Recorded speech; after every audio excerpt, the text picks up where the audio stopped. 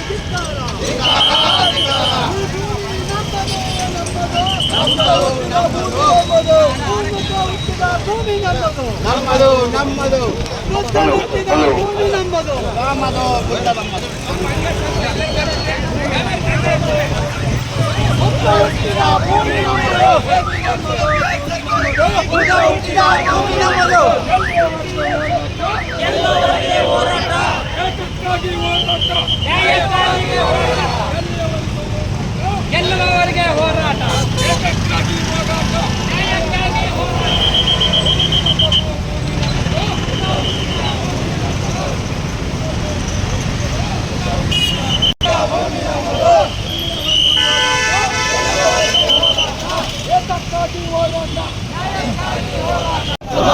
ಬುದ್ಧ ವಿಹಾರವನ್ನು ಆಕ್ರಮಿಸಿ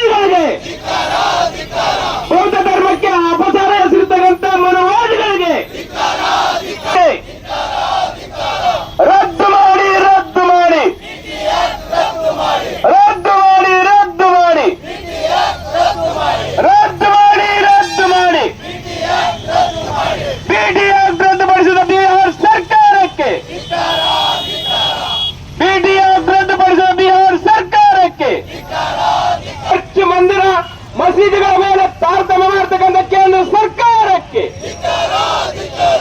ಧರ್ಮಗಳ ಮಧ್ಯೆ ವಿಷ ಬೀಜ ಬಿತ್ತಕ್ಕಂಥ ಕೇಂದ್ರ ಸರ್ಕಾರಕ್ಕೆ, ಧರ್ಮಗಳ ಮಧ್ಯೆ ಜಗಳ ಹಚ್ಚುವ ಬಿಜೆಪಿ ಸರ್ಕಾರಕ್ಕೆ, ಬಿಜೆಪಿ ಸರ್ಕಾರಕ್ಕೆ ರದ್ದು ಮಾಡಿ ರದ್ದು ಮಾಡಿ ರದ್ದು ಮಾಡಿ ರದ್ದು ಮಾಡಿ ಬಿಹಾರ್ ಸರ್ಕಾರಕ್ಕೆ, ಮನೋವಾದಿ ಬಿಹಾರ್ ಸರ್ಕಾರಕ್ಕೆ, ಮನೋವಾದಿ ಕೇಂದ್ರ ಸರ್ಕಾರಕ್ಕೆ, RSS ಕೈಗೊಂಬೆಯಾಗಿರ್ತಕ್ಕಂಥ ಕೇಂದ್ರ ಸರ್ಕಾರಕ್ಕೆ. ಇನ್ನು ಪ್ರತಿಭಟನೆಯಲ್ಲಿ ಜಗನ್ನಾಥ್ ಸುಂಕಾರಿ, ರವೀಂದ್ರನಾಥ್ ಪಟ್ಟಿ, ಮಲ್ಲೇಶ್ ಕುಲ್ಮಿ, ವಿಶ್ವನಾಥ್ ಪಟ್ಟಿ, ದೇವೇಂದ್ರಪ್ಪ, ಬಸವರಾಜ್, ತಿಮ್ಮಾರೆಡ್ಡಿ, ಶೇಖರ್ ರಾಂಪುರ್, ವೆಂಕಟೇಶ್, ಹನುಮಂತ ಸೀಕಲ್, ವಿಜಯ್ ಪ್ರಸಾದ್, ಕೆ ಯಲ್ಲಪ್ಪ, ಬಾಬು, ಅಮಿತ್ ಸುಂಕಾರಿ, ಗಣಪತಿ ಕುರುಡಿ, ರವಿ ದಾದಾಸ್, ವೆಂಕಟೇಶ್ ಅರೋಲಿ ಸೇರಿದಂತೆ ಅನೇಕರು ಉಪಸ್ಥಿತರಿದ್ದರು. ಕರ್ನಾಟಕ ರಾಜ್ಯ ರೈತ ಸಂಘ ಜಿಲ್ಲಾ ಘಟಕದಿಂದ ವೈಚಾರಿಕ ಬರಹಗಾರ, ಕರ್ನಾಟಕ ಏಕೀಕರಣ ಮತ್ತು ರೈತ ಹೋರಾಟಗಾರ ಚನ್ನಬಸವ ಬೆಟ್ಟದೂರು ಅವರ ನೆನಪಿನ ದಿನಾಚರಣೆ ಹಾಗೂ ಅಧ್ಯಯನ ಶಿಬಿರ ಕಾರ್ಯಕ್ರಮವನ್ನು ಜೂನ್ 13ರಂದು ಬೆಳಿಗ್ಗೆ 10:30ಕ್ಕೆ ನಗರದ ಕೃಷಿ ವಿಜ್ಞಾನಗಳ ವಿಶ್ವವಿದ್ಯಾಲಯದ ಪ್ರೇಕ್ಷಾಗೃಹದಲ್ಲಿ ಹಮ್ಮಿಕೊಳ್ಳಲಾಗಿದೆ ಎಂದು ಸಂಘದ ರಾಜ್ಯ ಗೌರವಾಧ್ಯಕ್ಷ ಚಾಮರಾಜ್ ಮಾಲಿ ಪಾಟೀಲ್ ಹೇಳಿದರು. ಅವರಿಂದು ಮಾಧ್ಯಮಗೋಷ್ಠಿಯನ್ನ ಉದ್ದೇಶಿಸಿ ಮಾತನಾಡಿ, ಅಂದು ಕಾರ್ಯಕ್ರಮದ ಉದ್ಘಾಟನೆಯನ್ನ ಹೈದರಾಬಾದ್ ಕರ್ನಾಟಕ ಜನಾಂದೋಲನ ಕೇಂದ್ರದ ಸಂಸ್ಥಾಪಕ ಅಧ್ಯಕ್ಷ ರಾಘವೇಂದ್ರ ಕುಷ್ಟಗಿ ಅವರು ನೆರವೇರಿಸಲಿದ್ದಾರೆ. ಸದಸ್ಯತ್ವ ನೋಂದಣಿಗೆ ಮೇಲುಕೋಟೆ ಶಾಸಕ ದರ್ಶನ್ ಪುಟ್ಟಣ್ಣಯ್ಯ ಚಾಲನೆ ನೀಡಲಿದ್ದಾರೆ ಎಂದು ತಿಳಿಸಿದರು. ಕಾರ್ಯಕ್ರಮದ ಅಧ್ಯಕ್ಷತೆಯನ್ನ ಸಂಘದ ಹಿರಿಯ ಉಪಾಧ್ಯಕ್ಷ ಅಮರಣ್ಣ ಗುಡಿಯಾಳ್ ಅವರು ವಹಿಸಿಕೊಳ್ಳಲಿದ್ದು, ಸಂಘದ ರಾಜ್ಯ ಕಾರ್ಯಾಧ್ಯಕ್ಷ ಜೆಎಂ ವೀರಸಂಗಯ್ಯ ಚನ್ನಬಸಪ್ಪ ಅವರ ಕುರಿತು ಮಾತನಾಡಲಿದ್ದಾರೆ. ಕಾರ್ಯಕ್ರಮದಲ್ಲಿ ಅನೇಕ ಹೋರಾಟಗಾರರು ಗಣ್ಯರು ಭಾಗವಹಿಸಲಿದ್ದಾರೆ ಎಂದು ತಿಳಿಸಿದರು. ಕಾರ್ಯಕ್ರಮದ ಉದ್ಘಾಟನೆಯ ನಂತರ ತುಂಗಭದ್ರಾ ಎಡದಂಡೆ ಕಾಲುವೆ ಹಾಗೂ ನಾರಾಯಣಪುರ ಬಲ ಹಾಗೂ ಎಡದಂಡೆ ನಾಲೆಯ ಸಮಸ್ಯೆಗಳು ಮತ್ತು ಪರಿಹಾರದ ಕುರಿತು ವಿಚಾರಗೋಷ್ಠಿ ನಡೆಯಲಿದ್ದು, ವಿಷಯವನ್ನ ಕೃಷಿ ಬೆಲೆ ಆಯೋಗದ ಮಾಜಿ ಅಧ್ಯಕ್ಷ ಹನುಮಗೌಡ ಬೆಳಗುರಿಕೆ ಅವರು ಮಂಡಿಸಲಿದ್ದಾರೆ. ಗೋಷ್ಠಿಯ ಅಧ್ಯಕ್ಷತೆಯನ್ನ ಸಂಘದ ರಾಜ್ಯ ಮಹಿಳಾ ಅಧ್ಯಕ್ಷೆ ನಾಗರತ್ನಮ್ಮ ಪಾಟೀಲ್ ವಹಿಸಿಕೊಳ್ಳಲಿದ್ದಾರೆ ಎಂದರು. ಐಕ್ಯ ಹೋರಾಟದ ಅನಿವಾರ್ಯತೆ ಕುರಿತು ಎರಡನೇ ಗೋಷ್ಠಿ ನಡೆಯಲಿದ್ದು, ವಿಷಯವನ್ನ ಸಂಘದ ರಾಜ್ಯಾಧ್ಯಕ್ಷ ಬುಡಗಲ್ಪುರ್ ನಾಗೇಂದ್ರ ಅವರು ಮಂಡಿಸಲಿದ್ದಾರೆ. ಅಧ್ಯಕ್ಷತೆಯನ್ನ ಎನ್.ಡಿ. ವಸಂತಕುಮಾರ್ ವಹಿಸಿಕೊಳ್ಳಲಿದ್ದಾರೆ ಎಂದು ತಿಳಿಸಿದರು. ಪ್ರಸ್ತುತ ದಿನಮಾನಗಳಲ್ಲಿ ಕೃಷಿ ಕ್ಷೇತ್ರಕ್ಕೆ ಸರ್ಕಾರಗಳು ಯಾವುದೇ ಸವಲತ್ತುಗಳನ್ನು ನೀಡುತ್ತಿಲ್ಲ. ಕೃಷಿ ಭೂಮಿ ಹಾಗೂ ಕೃಷಿ ಮಾರುಕಟ್ಟೆಗಳನ್ನು ಬಹುರಾಷ್ಟ್ರೀಯ ಕಂಪನಿಗಳ ಕೈಗೆ ನೀಡಲು ಸರ್ಕಾರ ಮುಂದಾಗುತ್ತಿವೆ. ಈ ಸಮಸ್ಯೆಗೆ ಪರಿಹಾರ ಸಿಗಲು ಐಕ್ಯ ಹೋರಾಟದ ಅಗತ್ಯವಿದೆ ಎಂದು ಹೇಳಿದರು. ರೈತ ವಿರೋಧಿ 3 ಕೃಷಿ ಕಾಯ್ದೆಗಳನ್ನು ವಾಪಸ್ ಪಡೆಯುವಂತೆ 13 ತಿಂಗಳುಗಳ ಕಾಲ ದೆಹಲಿಯಲ್ಲಿ ಹೋರಾಟ ನಡೆದಿದ್ದು, ನಂತರ ಪ್ರಧಾನಿ ಮೋದಿ ದೇಶದ ಜನರಲ್ಲಿ ಹಾಗೂ ರೈತರಲ್ಲಿ ಕ್ಷಮೆ ಯಾಚಿಸಿ ಕಾಯ್ದೆಗಳನ್ನು ಹಿಂಪಡೆದಿದ್ದಾರೆ. ಈ ಕಾಯ್ದೆಗಳನ್ನು ರಾಜ್ಯ ಸರ್ಕಾರವು ಹಿಂಪಡೆಯಬೇಕೆಂಬ ಒತ್ತಾಯವಿದೆ. ಅದಕ್ಕಾಗಿ ಹೋರಾಟದ ಶಕ್ತಿಯನ್ನ ರಾಜ್ಯದಲ್ಲಿ ಬಲಪಡಿಸಬೇಕಾಗಿದೆ ಎಂದು ತಿಳಿಸಿದರು.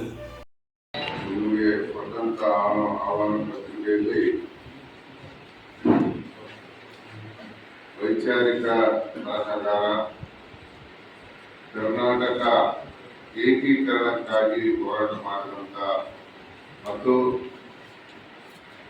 ರಾಯಚೂರು ಜಿಲ್ಲೆಗೆ ರೈತ ಸಂಘವನ್ನ ಸ್ಥಾಪನೆ ಮಾಡಲಿಕ್ಕೆ ಕಾರಣರಾದಂತ ಚನ್ನಬಸಪ್ಪ ಬೆಟ್ಟದೂರವರ ನೆನಪಿನ ದಿನಾಚರಣೆಯ ಅಂಗವಾಗಿ 2 ಪ್ರಮುಖ ವಿಷಯಗಳ ಬಗ್ಗೆ ವಿಚಾರ ಸಂಕಿರಣವನ್ನ 13ನೇ ತಾರೀಕು ನಾವು ಕೃಷಿ ವಿಶ್ವವಿದ್ಯಾಲಯದ ಪ್ರೇಕ್ಷಾಗೃಹದಲ್ಲಿ ಏರ್ಪಾಡು ಮಾಡಿದ್ವಿ. ಮೊದಲನೇ ಗೋಷ್ಠಿ ಬಹಳಷ್ಟು ಏನಂದ್ರೆ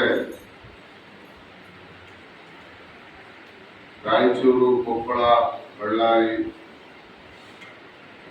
ಜಿಲ್ಲೆ ನೀರಾವರಿಗೆ ಸಂಬಂಧಪಟ್ಟಂತ ತುಂಗಭದ್ರಾ ಎಡದಂಡೆ ನಾಲೆ ಸಮಸ್ಯೆಗಳು ಮತ್ತು ಪರಿಹಾರ ಅಂತೇಳಿ ಒಂದು ವಿಷಯ, ಜೊತೆಗೆ ನಾರಾಯಣಪುರ ಬಲದಂಡೆ ಮತ್ತು ಎಡದಂಡೆ ನಾಲೆಯ ಸಮಸ್ಯೆಗಳು, ಒಟ್ಟಾರೆ ಇಲ್ಲಿ ಬರ್ತಕ್ಕಂಥ ಸಮಸ್ಯೆಗಳ ಬಗ್ಗೆ ಇಲ್ಲಿ ಕೆಲಸ ಮಾಡಿದಂತ ಒಬ್ಬ ಮುಖ್ಯ ಇಂಜಿನಿಯರ್ ಆದಂತ ವಿ.ಪಿ. ಉದ್ಯಾಳ ಅವ್ರನ್ನ ನಾವು ಸಂಪರ್ಕ ಮಾಡಿ ಬರಲಿಕ್ಕೆ ವಿನಂತಿ ಮಾಡಿಕೊಂಡು ಅವರು ಒಪ್ಪಿಕೊಂಡಿದ್ರು. ಆದ್ರೆ ಅವರಿಗೆ ದಿಢೀರ್ ಅಂತೇಳಿ ಆರೋಗ್ಯ ಸಮಸ್ಯೆ ಆಗಿ ಬೆಂಗಳೂರಿನಲ್ಲಿ ಅಡ್ಮಿಟ್ ಆಗಿದ್ದಾರೆ. ಅದಕ್ಕೆ ಆ ಕಾರಣಕ್ಕಾಗಿ ಇಷ್ಟೊತ್ತಿಗೆ ಇದೆಲ್ಲ ಮುದ್ರಣ ಆಗಿ ಹೋಯಿತು, ಅವ್ರು ಬರಕ್ ಆಗ್ತಿಲ್ಲ ಅಂತೇಳಿ ಆ ವಿಷಯವನ್ನ ಕೃಷಿ ಬೆಲೆ ಆಯೋಗದ ಮಾಜಿ ಅಧ್ಯಕ್ಷರಾದಂತ ಹನುಮನಗೌಡ ಬೆಳಗುರ್ಕಿ ಅವರು ಮಾತಾಡ್ತಾರೆ.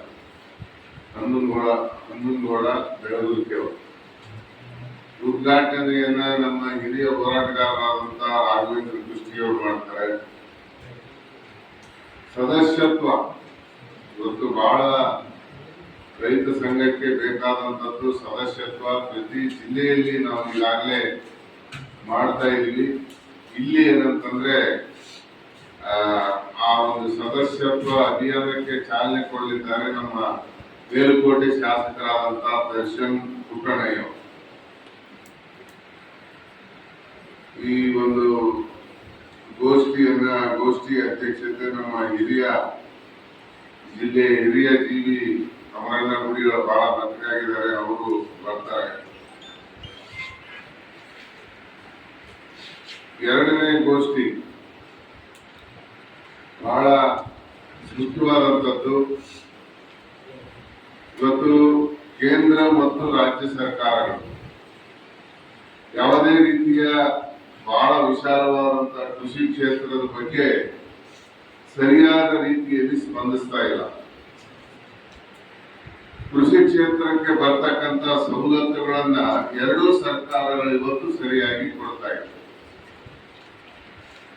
ಮತ್ತು ಬದಲಾಗಿ ಏನಂದ್ರೆ ರೈತ ವಿರೋಧಿ ಕಾನೂನುಗಳನ್ನ ಜಾರಿಗೆ ತಂದು ಕೃಷಿ ಭೂಮಿಯನ್ನ, ಕೃಷಿ ಮಾರುಕಟ್ಟೆಯನ್ನ ಸಂಪೂರ್ಣ ಏನಂತಂದ್ರೆ ಬಹುರಾಷ್ಟ್ರೀಯ ಕಂಪನಿಗಳಿಗೆ ಒಪ್ಪಿಸ್ತಕ್ಕಂತ ಒಂದು ಕೆಲಸದಲ್ಲಿ ತೊಡಗಿವೆ.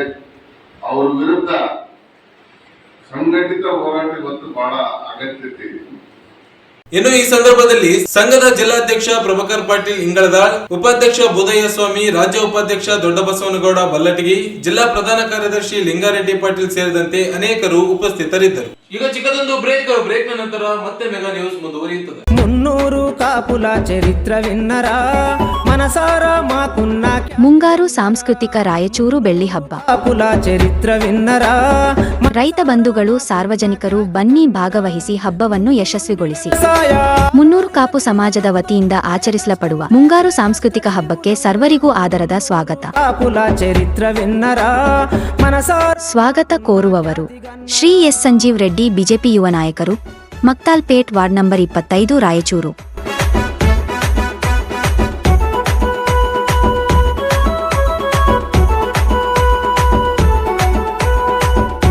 ಬ್ರೇಕ್ ನಂತರ ಮತ್ತೆ ಮೆಗಾ ನ್ಯೂಸ್ಗೆ ಸ್ವಾಗತ. ಚುಕ್ಕಿ ಪ್ರತಿಷ್ಠಾನದ ವತಿಯಿಂದ ಲಿಂಗೈಕ್ಯ ಶ್ರೀ ಉಮಾಪತಿ ಚುಕ್ಕಿಯವರ 49ನೇ ಪುಣ್ಯ ಸ್ಮರಣೋತ್ಸವ ಅಂಗವಾಗಿ ಜೂನ್ 11ರಂದು ಸಂಜೆ 7 ಗಂಟೆಗೆ ತಿರುವಾರ ಪಟ್ಟಣದ ಚುಕ್ಕಿ ರುದ್ರಮ್ಮ ಉಮಾಪತಿಯಪ್ಪ ಕಲ್ಯಾಣ ಭವನದಲ್ಲಿ ಬಸವತತ್ವ ಚಿಂತನಾ ಗೋಷ್ಠಿ ಕಾರ್ಯಕ್ರಮ ನಡೆಯಲಿದೆ ಎಂದು ಪ್ರತಿಷ್ಠಾನದ ಸಂಸ್ಥಾಪಕ ಅಧ್ಯಕ್ಷ ಚುಕ್ಕಿ ಸುಗಪ್ಪ ಸೌಕಾರ್ ಹೇಳಿದರು. ಅವರಿಂದು ಮಾಧ್ಯಮ ಗೋಷ್ಠಿಯನ್ನ ಉದ್ದೇಶಿಸಿ ಮಾತನಾಡಿ, ಅಂದು ಬೆಳಿಗ್ಗೆ 10 ಗಂಟೆಯಿಂದ ಬಸವಾದಿ ಶರಣರ ಪೂಜೆ ಹಾಗೂ ಮಧ್ಯಾಹ್ನ 1 ಗಂಟೆಯಿಂದ ಗಣಾರಾಧನೆ ಕಾರ್ಯಕ್ರಮ ನಡೆಯಲಿದೆ. ಸಂಜೆ 7 ಗಂಟೆಗೆ ಬಸವ ಚಿಂತನಾ ಗೋಷ್ಠಿ ನಡೆಯಲಿದ್ದು, ಗೋಷ್ಠಿಯ ನೇತೃತ್ವವನ್ನ ನವಲಕಲ್ ಬೃಹನ್ ಮಠದ ಅಭಿನವ ಸೋಮನಾಥ ಶಿವಾಚಾರ್ಯ ಸ್ವಾಮೀಜಿ ವಹಿಸಿಕೊಳ್ಳಲಿದ್ದಾರೆ ಎಂದು ತಿಳಿಸಿದರು. ಕಾರ್ಯಕ್ರಮವನ್ನ ಅಖಿಲ ಭಾರತ ವೀರಶೈವ ಲಿಂಗಾಯತ್ ಮಹಾಸಭಾದ ಮಹಿಳಾ ಘಟಕದ ರಾಷ್ಟ್ರೀಯ ಅಧ್ಯಕ್ಷೆ ವೀಣಾ ಕಾಶಪ್ಪನವರ್ ಉದ್ಘಾಟಿಸಲಿದ್ದಾರೆ.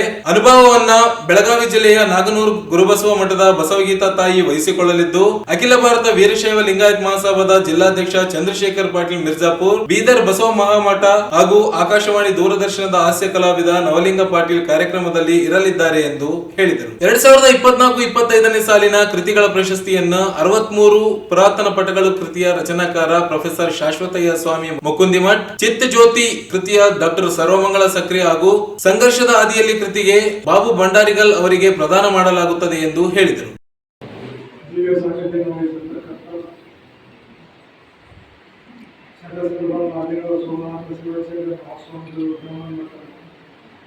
ಇವರು ನೇತೃತ್ವ ವಹಿಸಿರುತ್ತಾರೆ.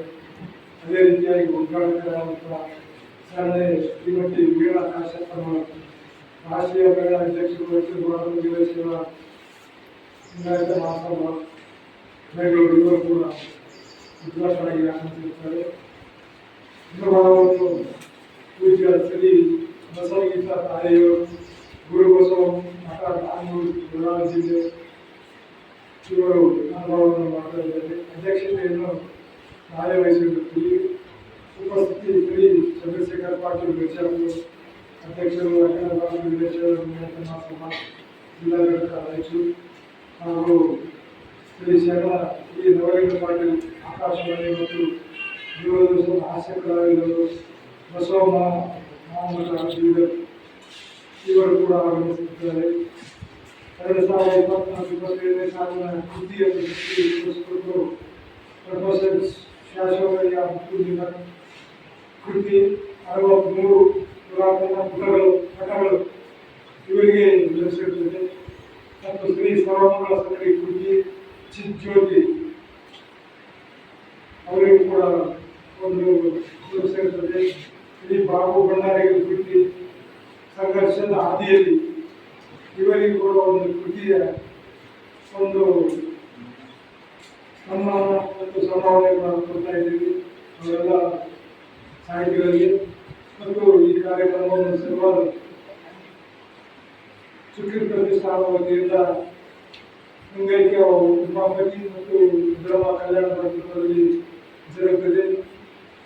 ಪ್ರತಿ ವರ್ಷದಂತೆ ಈ ವರ್ಷ 49ನೇ ಒಂದು ಪುನರ್ವ್ಯವಸ್ಥಾ ಕಾರ್ಯಕ್ರಮ ಸಿಲ್ವಾರದಲ್ಲಿ ನಡೆಯುತ್ತದೆ. ಮುಂದಿನ ವರ್ಷ 50ನೇ ವರ್ಷ ಕಾರ್ಯಕ್ರಮ ಇರುತ್ತದೆ. ಯಾಕಂದರೆ 50ನೇ ವರ್ಷ ಕಾರ್ಯಕ್ರಮ ಬಹಳ ಅಚ್ಚುಕಟ್ಟಾಗಿ ಒಂದು ದಿನ ಪೂರ ಬೆಳಗ್ಗೆಯಿಂದ ಸಾಯಂಕಾಲವರೆಗೆ ಕಾರ್ಯಕ್ರಮವನ್ನು ನಾವು ಏರ್ಪಾಡು ಮಾಡಿದ್ದೀವಿ. ಆದ ಕಾರಣ ತಾವು ಕೂಡ ಎಲ್ಲರೂ ಮಾಧ್ಯಮದವರು ಮೀಡಿಯಾದವರು ಎಲ್ಲರೂ ಭಾಗವಹಿಸಬೇಕಂತ ನಮ್ಮಲ್ಲಿ ರಿಕ್ವೆಸ್ಟ್ ಮಾಡಿಕೊಡ್ತೀವಿ. ಎಲ್ಲ ಸಾಹಿತಿಗಳಿಗೆ ನಾವು ಪುರಸ್ಕಾರ ಪಡೆದಿದ್ದೀವಿ. ಮುಂದೆಯೂ ನಾವು ಕೊಡ್ತಾ ಇದ್ದೀವಿ. ನಮ್ಮ ಚುಕ್ಕಿ ಪ್ರತಿಷ್ಠಾನದಿಂದ ನಮ್ಮ ತಂದೆಯವರು ಆಗಿರುವಂಥ ಮಾರ್ಗದಲ್ಲಿ ನಮ್ಮ ಚುಕ್ಕಿ ಪ್ರತಿಷ್ಠಾನದ ನಮ್ಮ ಮಕ್ಕಳು ಮೊಮ್ಮಕ್ಕಳು ಎಲ್ಲರೂ ಕೂಡ ನಡೀತಾ ಇದ್ದೀವಿ.